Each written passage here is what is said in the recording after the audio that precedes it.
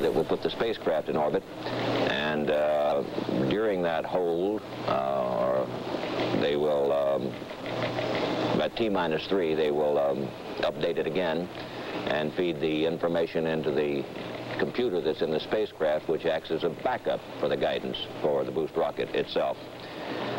And the Gemini is now approaching the west coast of the United States, Mexico, Baja California, and it will actually be about 1,009 nautical miles ahead of the Gemini at the time of insertion. It won't be quite that far ahead at the time of liftoff, but it will be ahead of it a little bit, and number 8 should be about 480 nautical miles behind it, and we'll have the 3 things whirling around up there together, hopefully all of them sufficiently synchronized so that they can carry on the remainder of this mission. They had awfully good luck with number 10, and they've had no problems in the countdown with with the spacecraft, so it should work out all right, but it is staggeringly complex. If it doesn't happen today, they have to postpone for 2 days, and then all the figures that they have are no good. They have to back up and do it another way entirely, which they have figured out in advance. And if it doesn't go that day, they got other figures, and it goes on for 16 days. So they've done a lot of work getting ready for this one, David. Now, you were talking about the computers. It seems to me the age of the computer had to arrive before the age of space, didn't it? I don't see how it could have been done otherwise. You certainly could not figure all these variables with a paper and pencil, or at least not fast enough. Maybe you might be able to figure the first set, but then if you didn't meet those conditions exactly, I guess you would just have to cancel the whole idea until you could sit down with a box of pencils and a bundle of pads and figure out the new conditions.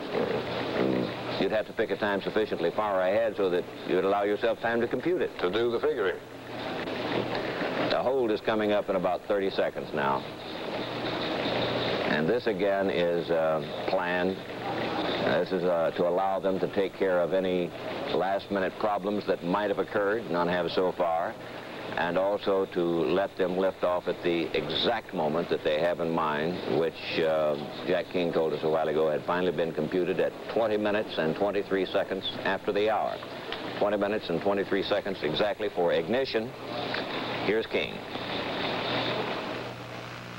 This is Gemini Launch Control. We're at T-3 minutes and holding. T-3. Just as this announcement came up, the hold was declared. This is the planned built-in hold. The duration is about 5 minutes and 35 seconds. We will then resume our countdown at T-3 minutes, aiming for ignition of the launch vehicle at 20 minutes and 23 seconds after the hour. We have a window, a period in which we can launch of about 37 seconds. This is the launch plan at the present time. Following resumption of the count, some very important information will be going to the launch vehicle and spacecraft. These are the update flight parameters. The launch vehicle guidance system, of course, is the primary system that directs the vehicle during the powered phase of flight. We send a signal by hard line here at the Cape to the launch vehicle to put in the proper parameters. By radio signal, we send flight parameters also to the Gemini spacecraft computer, which acts as a backup guidance system in the event the primary system fails during flight. If, as on the Gemini 9 mission, the spacecraft computer does not receive the update signal at the T-3 minute mark, we will continue with our countdown because the computer has information that was stored aboard at T-15 minutes in the count. If the spacecraft computer does accept the information, we will make a check to ensure that this information is correct as we continue down the final 3 minutes of the count. We're holding at T-3 minutes. This is Gemini Launch Control. David? Yes, Frank? I'm sorry, go ahead. Well, I was just going to say a rather obvious thing, that in about 4 minutes they will resume the count at 3 minutes, count down 3 minutes, and then the rocket will take off. That's all. I don't really have anything to say. It was kind of interesting, I thought.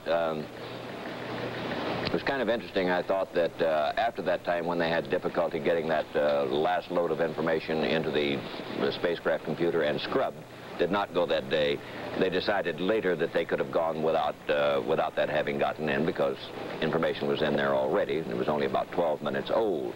well, why didn't they know then that they could have gone ahead? It's just a simple human reaction. When they have to make a decision that fast, with that little time and with that much riding on it, they decided the safest thing to do would be to scrub. Later they decided, well, they could have gone ahead with it, but it's a perfectly human reaction.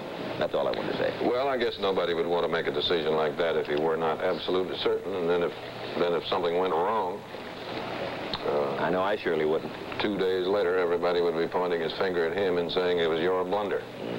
Gemini 10 countdown in progress, leading toward liftoff at 4:20 p.m. Central Standard Time, July 18th, 1966. T-minus 2 minutes and 22 seconds and counting. Both the launch vehicle with the primary guidance system and the spacecraft computer with the secondary or backup system both have received the proper update information shortly after we resume the countdown. All systems are still looking good at this time as we come up on the 2-minute mark.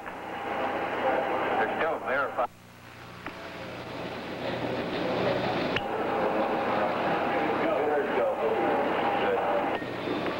This is Gemini Launch Control, T-minus 1 minute and 50 seconds. We now have confirmation here in the control center that the updates received by the launch vehicle and spacecraft are correct. We are in a go condition at this point in the countdown. During the final moments of the count, the vehicle will go on internal power on its 2 batteries in the launch vehicle at 1 minute and 30 seconds. Right at this point, T-minus 90 seconds and counting. Some 10 seconds from now, the engines will be gimbaled. Once again, as a final check, the launch vehicle test conductor will alert the astronauts that this event will take place because they can actually feel it in the spacecraft itself. Now 1 minute and 11 seconds and counting. Most of the work in the blockhouse at this point is all monitoring the various consoles. We are in a completely automatic sequence. Now T-minus 60 seconds and counting.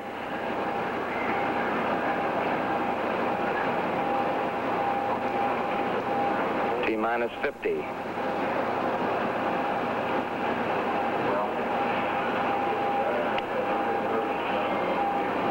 T-minus 40 seconds and counting. During these final moments of the count, the pre-valves in the launch vehicle will open to permit the fuel and the oxidizer to come down toward the chamber of the vehicle. 30 seconds and counting.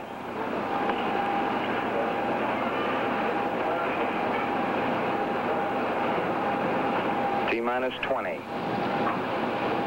Quick check in the blockhouse. All systems looking good. T-minus 15. T-minus 10, 9, 8, 7, 6, 5, 4, 3, 2, 1, 0. Ignition. Ignition as we go liftoff.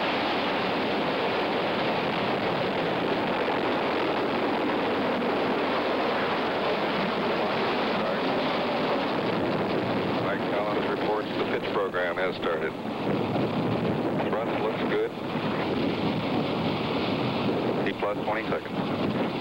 Roll program complete. And the pitch program has started.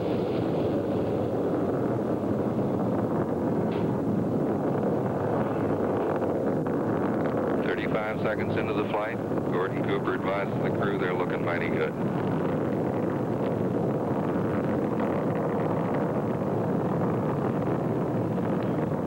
We have the proper roll and pitch programs in, and both guidance systems are go.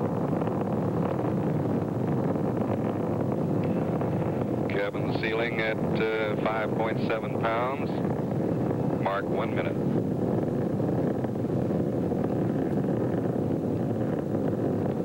Spacecraft clocks are in sync.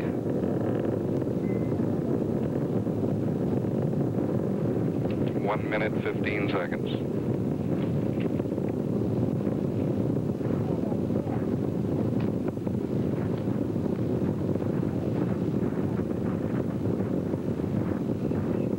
One minute, 30 seconds.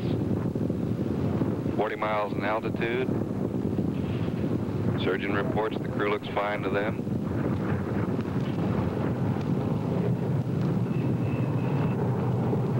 One minute, 45 seconds.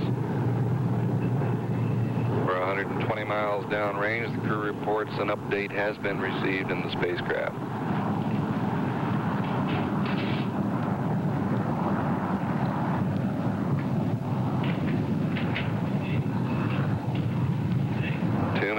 44 seconds. And the crew has been given a go for staging. And 10 is go for staging, Young reports. 2 minutes, 20 seconds.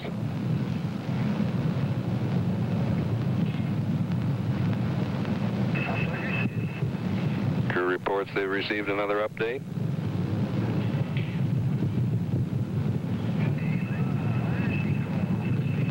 And we've got first stage cut off. Flight Dynamics confirms staging. And second stage thrust looks good.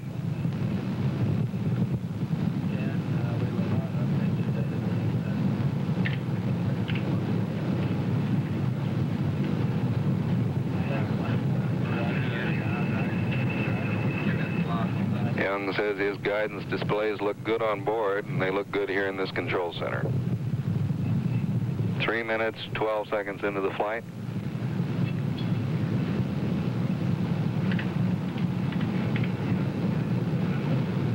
We're 120 miles downrange, approximately 60 miles altitude. 3 minutes, 30 seconds.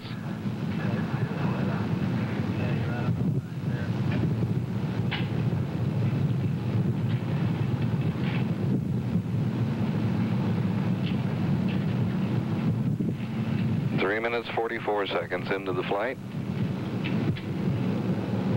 Altitude now about 70 miles.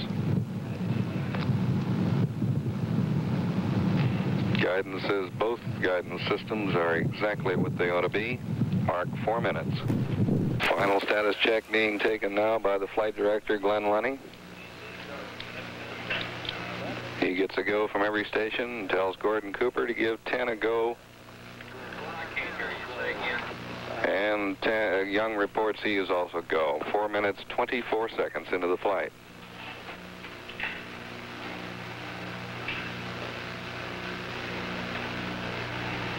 Okay.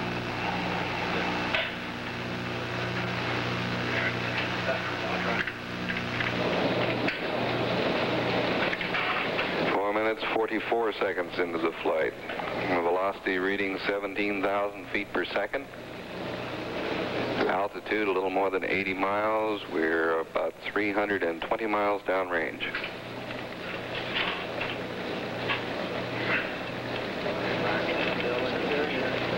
Cooper says everything still looks good here.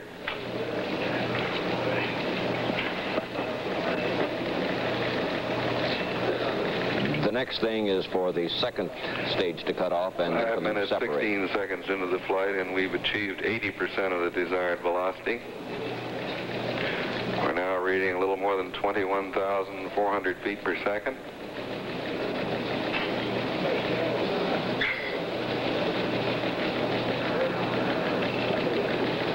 Cooper checks with Young to be sure they receive that 0.8 mark, and Young says, we got it.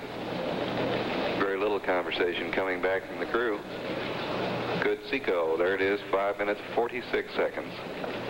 That was almost on the dot. On range, 87. Lunny says you go all the way to proceed with the IVAR routine, the Insertion Velocity Authority routine. And the crew of the spacecraft is firing its thrusters. And Young says we look good. They're leaving the second stage. They should be in orbit now. Mike Collins now reading some numbers out of his computer on board.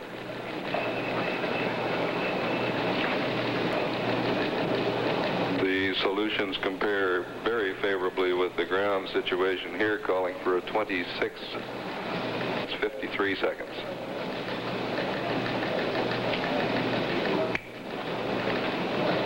Minutes.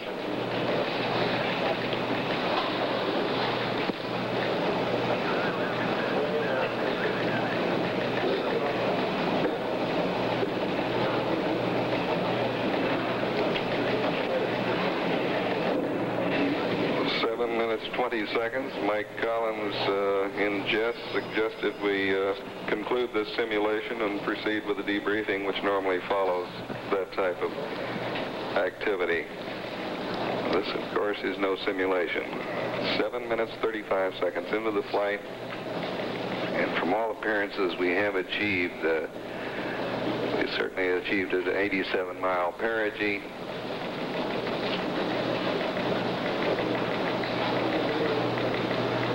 Flight dynamics just confirms, without passing on any numbers, that all of his values look good.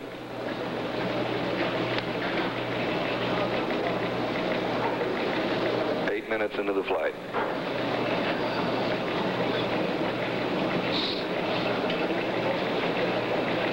The flight director is now querying the flight dynamics officer, asking him for any peculiarities of the cutoff conditions.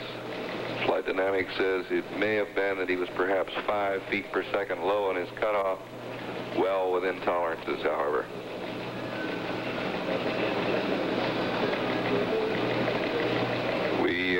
Have now the conversation of the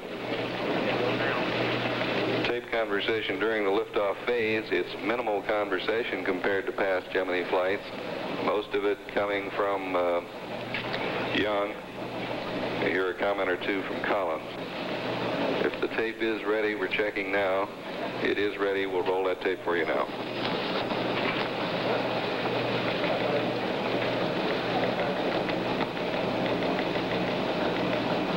9, 8, 7, 6.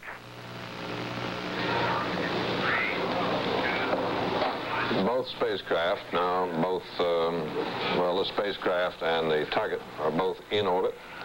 It could hardly have gone more smoothly than it did. They both left on time. They both achieved what they call here a nominal, which is to say as planned, state.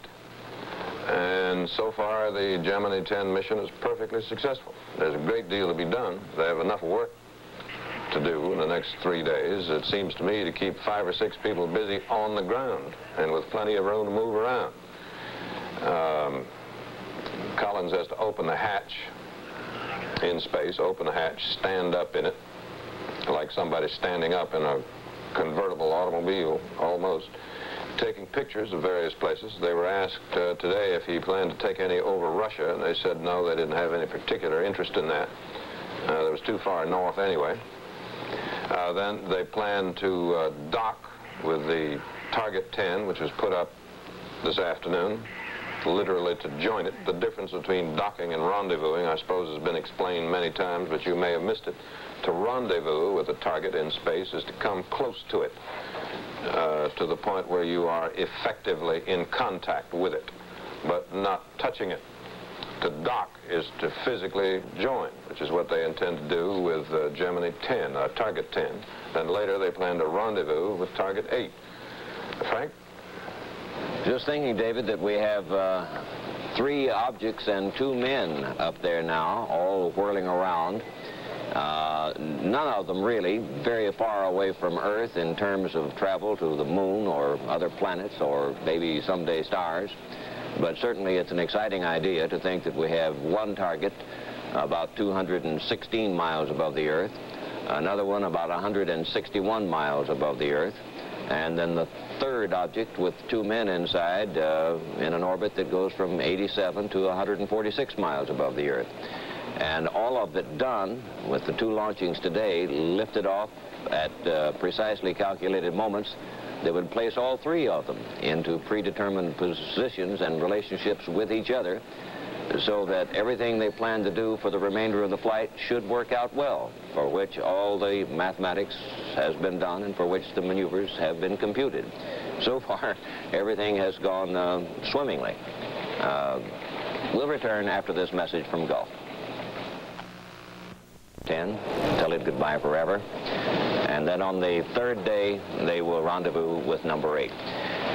The Huntley-Brinkley Report will follow almost immediately on these stations, and we'll be back on the air at 11:30 Eastern Daylight Time tonight to bring you a progress report on the flight of Gemini 10 and tell you what has happened between now and then and what is happening at that time.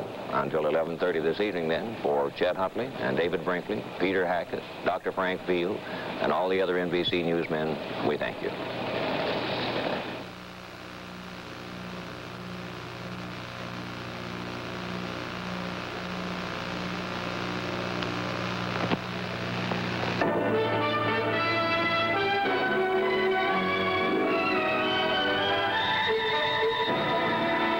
This special NBC News report